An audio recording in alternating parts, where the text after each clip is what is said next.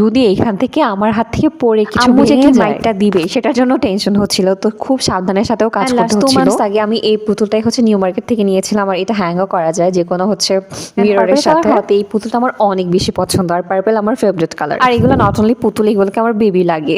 আমার খুব খুব খুব বেশি পছন্দের। বারবার আমি দূর থেকে দেখছিলাম যে আর কতটুকু কাজ আছে। একটা একটা সব পুতুল ডেকোরেশন করা হয়েই গেছে, অ্যান্ড অফ ক্যামেরাতেও হচ্ছে আমি অনেকগুলো ডেকোরেট কমপ্লিট করে ফেলেছিলাম। আমার এখানে অনেকগুলো পুতুল ছিল, বাট এখন অনেক কমে গেছে, কজ আমি আমার কাজিনদের অনেকগুলো গিফট করে দিয়েছি, অ্যান্ড আমি নিজে অনেকগুলো ফেলে দিয়েছি, কজ ওইগুলো আমার কাছে রাখার মতো জায়গা ছিল না। আমার যেহেতু নিজের কোনো বোন নাই, দ্যাটস ওয়াই হচ্ছে এই পুতুলগুলো আমার কাছে এখনো আছে। বোন থাকলে হয়তো বা ওকে গিফট করা যেত। আমার ছোট ভাই একদমই পুতুলের প্রতি ইন্টারেস্টেড না, ওরা শুধু গাড়ি পছন্দ করে, ওদের কাছে অনেক গাড়ির কালেকশন আছে। এখানে অনেকগুলো ফেরি ছিল যেগুলো আমার খুবই পছন্দের, এগুলোকে আমার খুব প্রিটি লাগে। এটার কালার একদম পার্পল ছিল, বললাম না পার্পল আমার favourite colour. So purple colour সব পুতুলই আমার অনেক পছন্দ। পুতুল রাখছিলাম আর মনে হচ্ছিল উফ এখন মনে হয় শেষ হয়ে যাবে। আর সত্যি কথা বলতে আমার ডেকোরেশন করতে অনেক বেশি কষ্ট হচ্ছিল। আর পুতুলের সাথে সাথে কিন্তু আমার অনেকগুলো শোপিসের কালেকশন এখানে ছিল, যেগুলোর মধ্যে আমি অনেকগুলো নিজে কিনেছিলাম, অনেকগুলো গিফট পেয়েছি আমার বার্থডেতে। আমার ফ্রেন্ডসরা গিফট করেছিল, যেমন এই ফটো ফ্রেমটা আমার বার্থডেতে গিফট করেছিল আমার ফ্রেন্ড। তারপর হচ্ছে এটাও গিফট করেছিল আমার ফ্রেন্ড, কলেজ ফ্রেন্ড, সব ফ্রেন্ডদের থেকে আমি অনেক